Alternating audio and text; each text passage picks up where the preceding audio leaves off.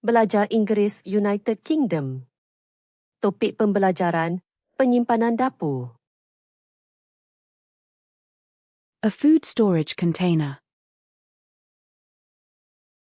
Bekas makanan. A lunchbox.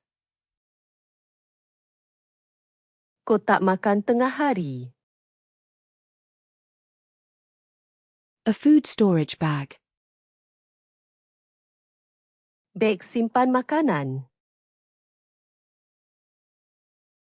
A freezer bag. Beg beku. Cling film. Pembalut plastik. Aluminium foil. Kerajang aluminium. A pantry. Pantry. A kitchen cupboard. Kabinet dapur. A kitchen drawer. Laci dapur.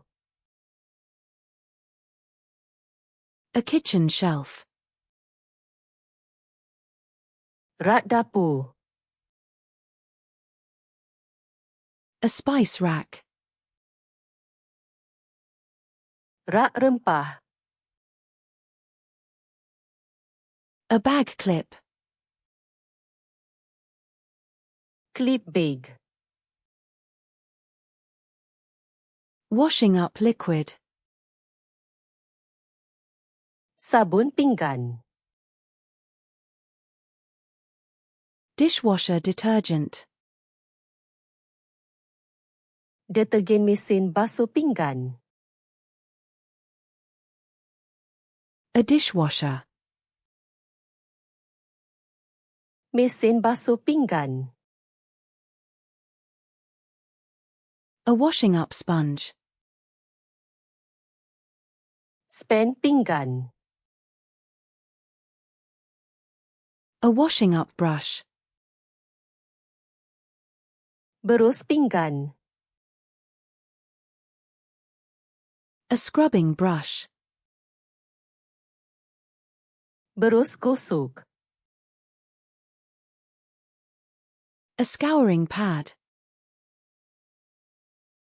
Ped penyental. A dish rack. Rak pinggan. A kitchen sink. Sinki dapur. A sink strainer. Penapis sinki. Kitchen roll. Tuala kertas. A cleaning cloth. Kain pembersih. Cleaning wipes. Tisu pembersih. Cleaning spray. Semburan pembersih. A spray bottle. Botol semburan. Rubber gloves. Sarung tangan getah. A rubbish bin. Tong sampah. A bin bag. Beg sampah. A recycling bin. Tong kita semula. A compost bin. Tong kompos. A broom. Penyapu. A dustpan. Penyodok sampah.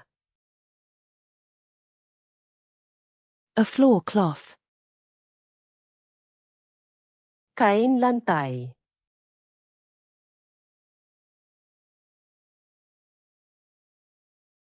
A freezer bag.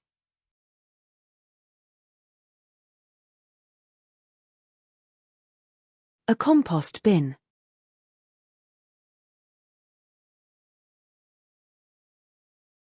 A dish rack. Mahu ingat perkataan ini selamanya? Layari flashcard di sluna.com dan latih kad imbasan ini serta ribuan kad lain secara percuma. Pautan di ruangan deskripsi.